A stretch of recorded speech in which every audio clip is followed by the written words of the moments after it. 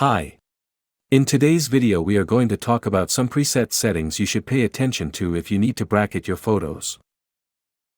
We would like this video to be useful to both MECHA C1 and MECHA C2 users, so we will create a preset using MECHA's user interface.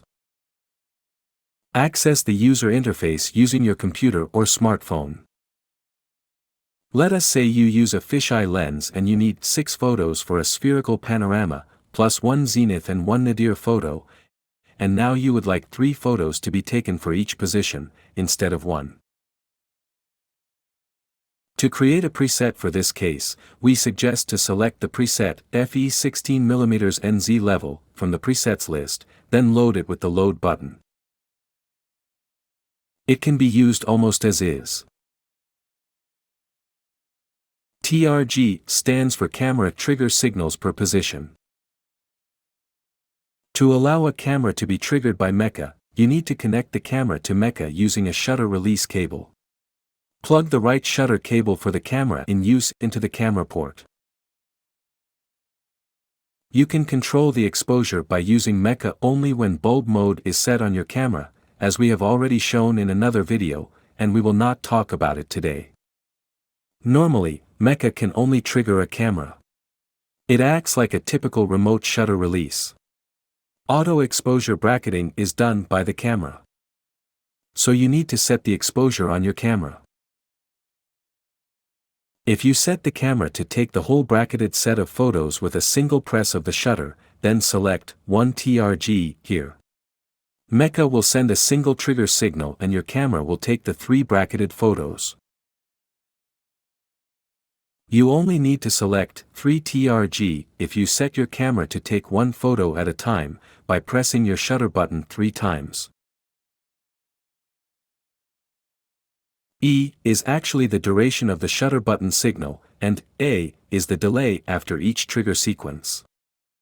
The exposure set on your camera should be no greater than E plus A.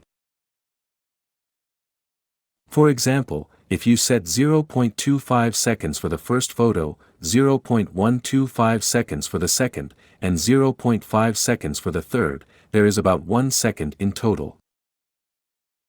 So you can set A to 2 seconds, to allow the camera to write data to the card, for example, and E to 1 second.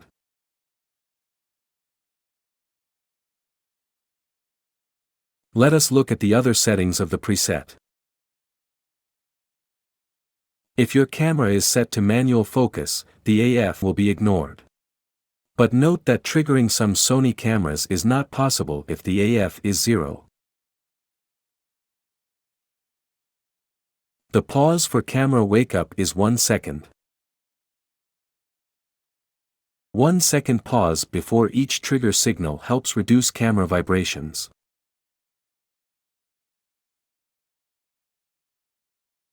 These 2 settings are the rotation angle, and the number of positions, for the NX left and NX right buttons, which we don't need now. Wait and rewind tell MECHA to wait after the last shot, and to rewind to the initial position, respectively.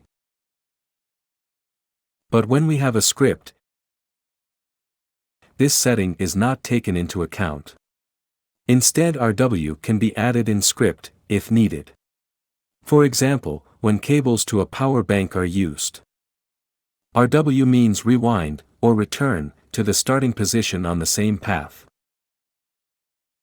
No repeat means execute the preset only once.